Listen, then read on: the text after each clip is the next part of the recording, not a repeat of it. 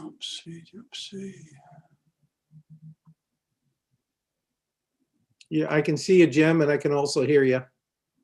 Good. Am I taking up your whole screen? No. Okay, good.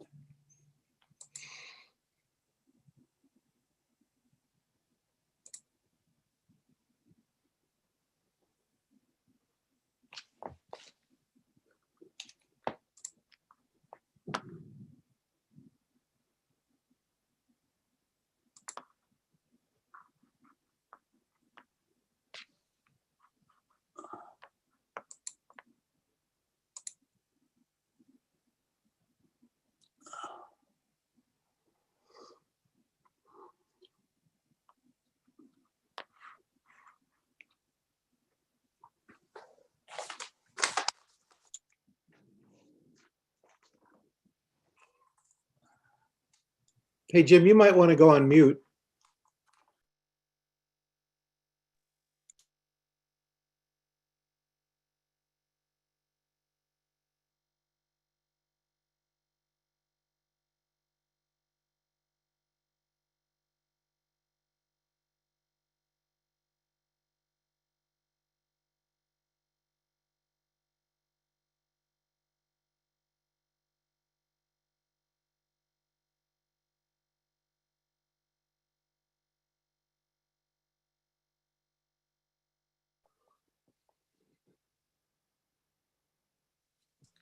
Okay, well, welcome everybody.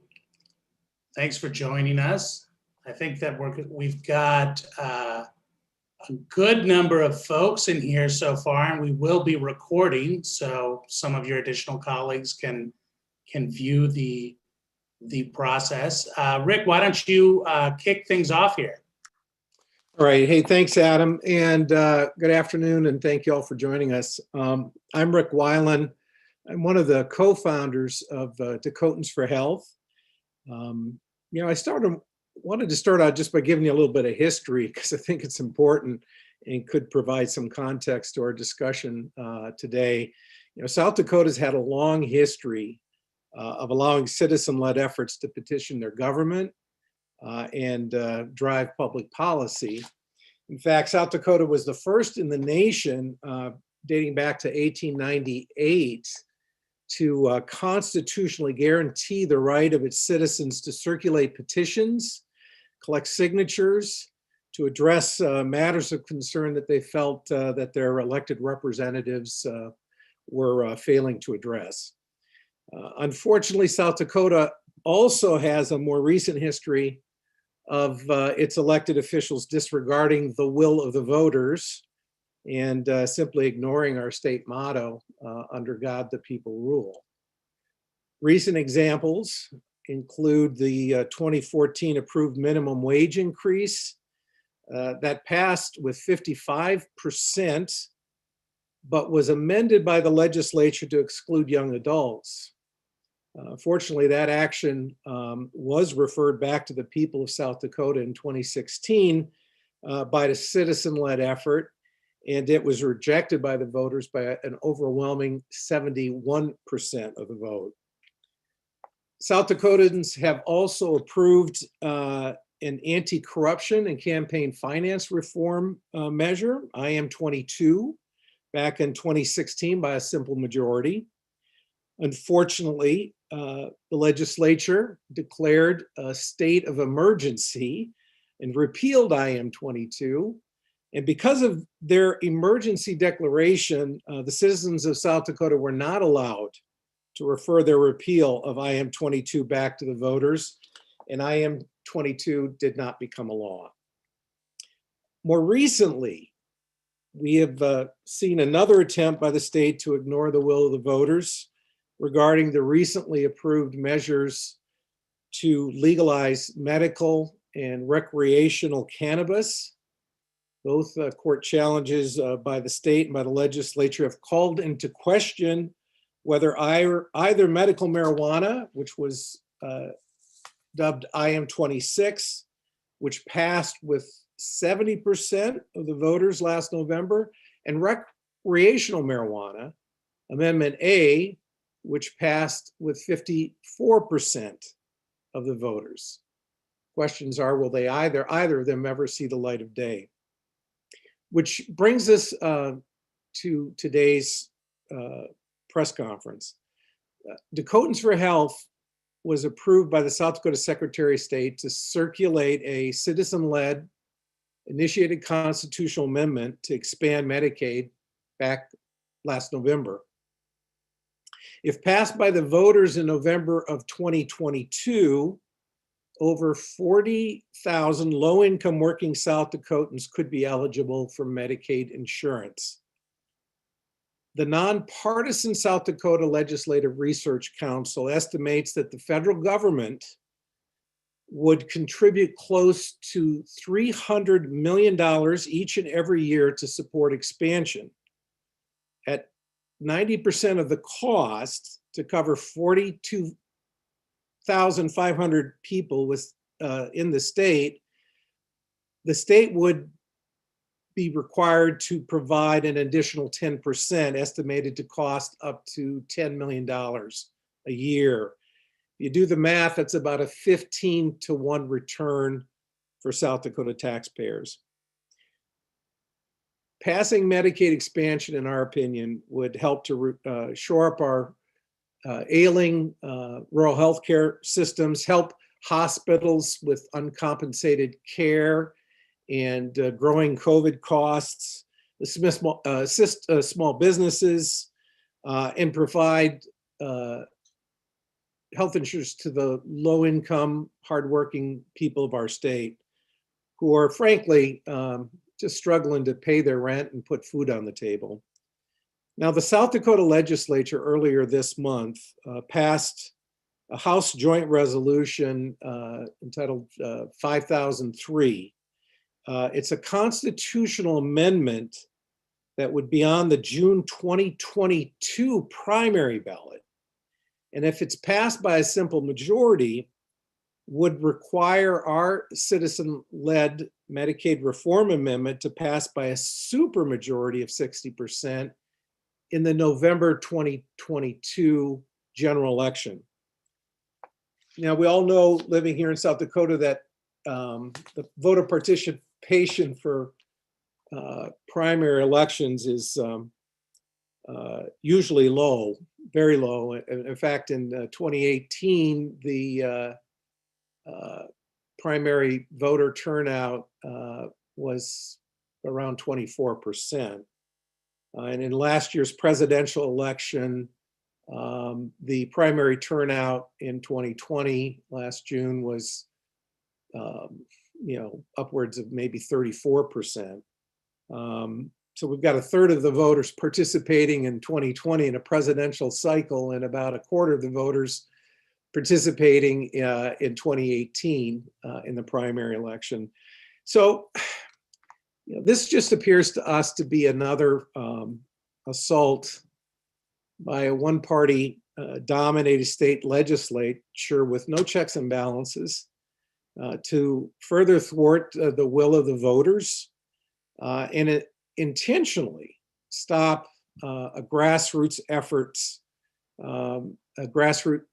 to bring healthcare in hundreds of millions of dollars to our state, back to our state, federal dollars that we pay in.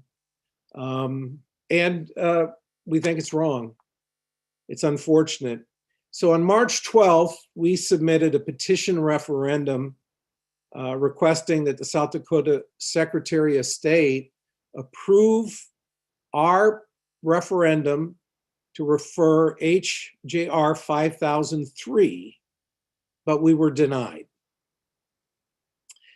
This morning, we filed a petition of writ of mandamus with the South Dakota Supreme Court, requesting the court to intervene and compel Secretary of State Steve Barnett, to approve our petition to refer HJR 5003 to the general 2022 election when most South Dakotans vote.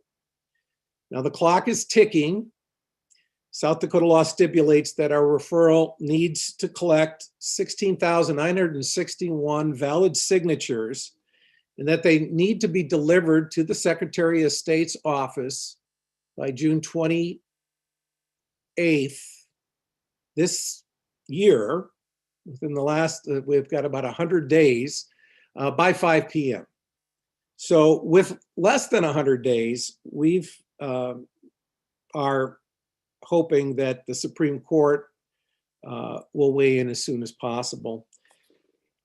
I want to close out my formal remarks by saying that we do have our lead attorney on this call today, Jim Leach, and Jim is prepared to answer any of your legal questions regarding the lawsuits. Our lawsuit. All the things that have been filed are available online at www.dakotensforhealth.com. So I'll open it up for any questions you might have. Hey, Rick. You're Joe for Jim. Stevie, Argus Leader here. Hey, Joe. Good to see you. Good to see you. Can you walk us through, should you guys be able to gather your signatures and you're successful and you get something on the ballot, walk us through what that will look like. So folks will vote to determine whether or not they should be able to then subsequently vote on the 60% resolution. Can you walk us through that? When those would happen? Yeah, if we're successful with the Supreme Court, then Secretary Barnett would be compelled to approve our petition, our referendum petition. We'd have, at this writing or at this time of this call, less than 100 days to collect 16,000, I think it's 691 valid signatures. They would be due to the Secretary of State's office by June 28th, 5 p.m. And if they are valid and we get certified, then House Joint Resolution 5003 would not be on the primary ballot. It would be referred to the general election ballot in November of 2022. So the voters would have an opportunity, when most voters vote, to weigh in on House Joint Resolution 5003. It's, Joe, it's a little bit like what happened to the minimum wage bill. Because that was passed by the voters. It was an initiated statutory law. The legislature changed it to exclude young adults. We were able, several folks involved, a citizen-led effort, able to refer that change to the general election ballot, where actually their change, the legislature's change, was rejected by almost 71% of the voters. The only thing different here is they've decided to put this change on the primary ballot where fewer people vote. So we're hoping we'll get permission to refer this and have an opportunity to collect those signatures, but time is of the essence. So it differs from a typical referendum would be an up-down on something the legislature had done. This would be different in that you're not asking the voter to decide whether or not they should vote on the question. The issue is the timing of when the question would be posed to voters. Do I have that right? Jim, it looks like you want to weigh in here. Yeah, I just wanted to clarify one thing. That's correct, Joe. And the significance of the timing is that if this is voted on in November of 2022, it will not affect the people's right to choose Medicaid reform by the traditional simple majority of 50.1%, because it wouldn't apply to something voted on at the same general election. And that's the critical point. And in your newspaper on March 2nd, it quoted Lee Schoenbeck, who stated that the purpose of this proposed constitutional amendment is to make it, is to apply to Medicaid expansion, to attempt to block Medicaid expansion. And we're saying that people of South Dakota should maintain the same right they've always had to do something like Medicaid expansion with 50.1% of the vote, instead of giving 40% or 40.1%, the right to control 59.9%, which is what this amendment would be doing. And so this amendment proposed by the legislature, if it becomes law, is really a radical power grab by the minority to put 40.1% in charge of 59.9%. This is Ariel. Hey, Ariel. Hey, so my question is kind of piggybacking off of that. Why, do the vote on timing rather than, a referendum on, challenging the very premise of that resolution that was passed? I'm not quite sure I understand your question. Why do the referendum, Ariel, would simply take HJR 5000 off the primary ballot so that a majority of people could weigh in on the general election. I don't think we'd have the authority to simply kill HJR. It's been an act of the legislature that has been passed. So we would have, hopefully with the Supreme Court support, the opportunity to refer it to November when a majority of South Dakotans vote. Okay, yeah, that's what I was trying to ask, is if you even had that power. And you don't, so I understand. Thanks.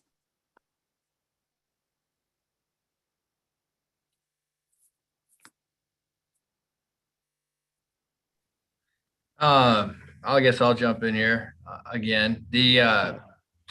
So what, I can look this up, but Secretary of State is arguing that you can't collect signatures because it's a resolution and not a statute that was passed. Is that what they're saying? That's correct. So in his determination, there is no way to petition against a resolution in state law. Well, and I'll let Jim comment on that. I don't know if you've had a chance, Joe, to download all of Jim's legal briefs. But Jim, go ahead. Sure, it's in your wheelhouse. Sure, Joe, essentially that's right. The point we make in our briefs is that HJR 5003 is a legislative action. And in this state, legislative actions can be referred. In fact, that's what's found in the prior Supreme Court cases. So we're saying this is a legislative action just as surely as if it were called a statute. It just happens to be called the joint resolution, but what it does is it puts the actions, it's an action taken by the legislature, which has the effect of putting this proposed constitutional supermajority amendment on the primary ballot, where, I mean, part of the reason so few people vote is that independents aren't even allowed to vote in, Republican or Democratic primaries. And we've got about 25% of the South Dakota voting population is registered as independents. Well, I do need to correct our attorney because the Democrats did open up their primary process to independents several years ago. And theoretically, though, there are parts of the state where a Democrat might not have a primary to participate in. There might not be multiple Democratic candidates in a race. Is that kind of the concern, that if it's paired with the primary election, there are contingents of South Dakota voters who are kind of being deliberately disenfranchised by this move? Well, I'm going to definitely comment on that because that sometimes the Democrats have a rough time recruiting candidates, for even statewide offices. So a lot of times there just simply aren't primaries for Democrats to show up in June to vote on. As I mentioned earlier, 2018, we saw a 24% voter turnout. In 2020, in a presidential year where turnout's usually higher, we saw a 34% voter turnout. And so, it just seems to make a lot of sense to us that, if there's going to be a vote requiring a 60% threshold, a supermajority, for something like Medicaid reform. It should be on the general election ballot and let all the voters or majority of voters who participate decide. And as Jim Leach pointed out, the amendment to HJR 5003 to expedite, this to the primary election was by Senator Lee Schoenbeck from Watertown, who serves as Senate Pro Tem of the Senate, who said to the Argus leader that it was essentially in response to the Medicaid expansion campaign that we're currently running. I mean, we got involved, as I said, back last November, but there's a whole process to get even a petition prepared to get certified by the Secretary of State. And, so we've been operating under those ground rules way back when we got our petition out of the Attorney General's office back in July of last year. And now they're trying to change the rules. And we're already in the throes of collecting thousands of signatures with this grassroots effort that started back in November. Hey, Rick, this is Chris Von Drachik from Forum News Service. Yeah, hey, Chris. Just a quick question. So if I were to put on my Lee Schoenbeck hat, which is hazardous to my health maybe, but he might say, hey, we're passing all kinds of crazy stuff and it's kind of messy constitutionally. And we want to have a better way to vet this system. And so 60% seems good enough. And IM26 passed with more than that. I guess, what would you say to that argument? Well, it wasn't that long ago. I think it was in 2018. I think it was a constitutional amendment X was on the ballot requiring a 55% threshold for constitutional amendments. And the voters actually turned it down in the general election. So I know Lee. I mean, this is a small state. We all know each other, especially our elected representatives. And I just, this is like putting in 10-pound weights and some boxing gloves and jumping in the ring. I mean, it just doesn't seem, seem right that they would try to sneak this in a primary election when very few people vote, to preempt our effort to get Medicaid expansion. And just keep in mind, Medicaid expansion, 12 states, we're the one of 12 states. As a matter of fact, I just read yesterday that the Wyoming state legislature, the state Senate, actually is looking at expanding Medicaid in Wyoming. It's the only state bordering South Dakota that hasn't expanded. And they got it out of their Senate, out of the Senate committee. So we're one of 12 states. We're a holdout state that, I guess for partisan reasons, it refuses to expand Medicaid. And it just doesn't make any sense when you look at the kind of people it'll take care of who are working, jobs, what it'll do for our rural healthcare systems, our hospital systems that are dealing with lots of uncompensated care costs, improving small business lines. I mean, as you know, we're in the restaurant industry. A lot of service employees, have a rough time paying their rent and putting food on the table, and they take their risks because they can't afford private health insurance. And when they get sick, it's usually acute care. As a doctor I was talking to the other day said to me, there's a lot of primary care stuff that could happen if we expand Medicaid, a lot of prevention care that would be available, which is, I think, good for everybody. Hospitals, our neighbors, our businesses, our economy, all the way around. If I could add one thing, Rick, this lawsuit,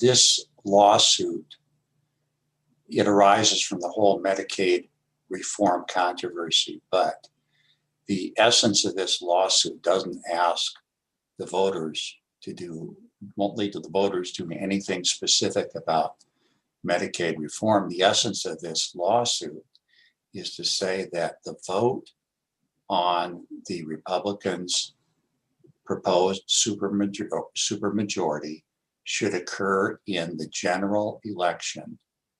And we have a right to refer it so that it occurs in the general election, so that the full range of South Dakota voters have an opportunity to be heard, as opposed to having it be voted on a primary election where there will be maybe a third of number of voters who will vote in a general election.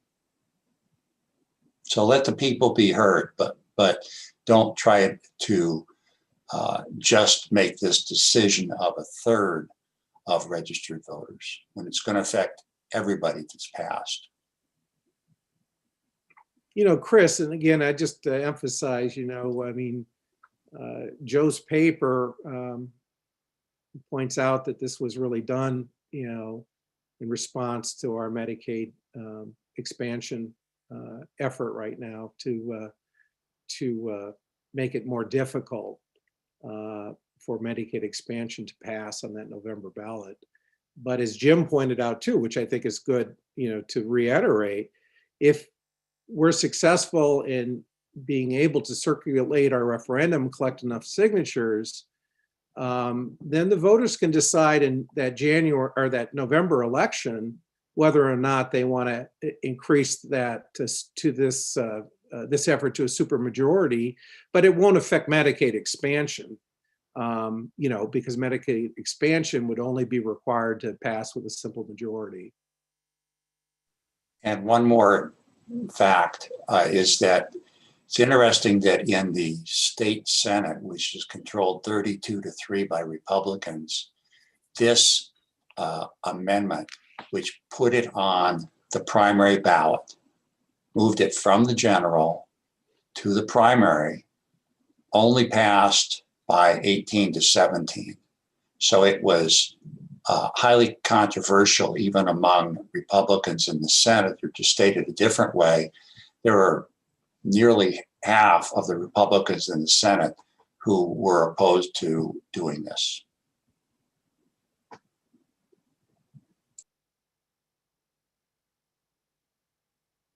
I think it was an 18-17 vote, if I'm correct. Yeah. Could a citizen-led initiated measure process put a ballot question on a primary election, or do those have to go on the general? Does anybody besides the legislature have the ability to put a ballot question on a primary election? Citizen-led efforts cannot be put on a primary ballot. They're for the general election.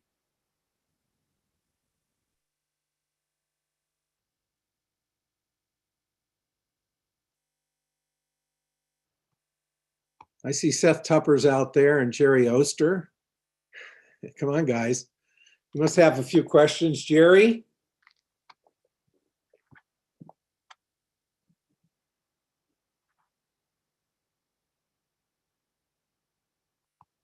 Seth?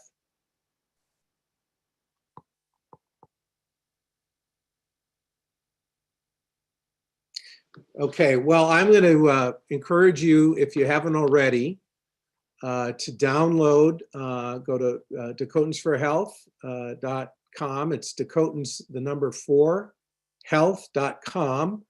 All the legal briefs are on the website. You can download those and check out what Dakotans for Health is doing in terms of trying to get Medicaid expanded and on the 2022 November ballot. And appreciate you all taking some time to participate today in this press conference. All right. Hey, thanks, Dave. Thank you. Rick, good to see you. Good to see you too. Thank you, Bye-bye. everybody. All right, everybody. Thank you.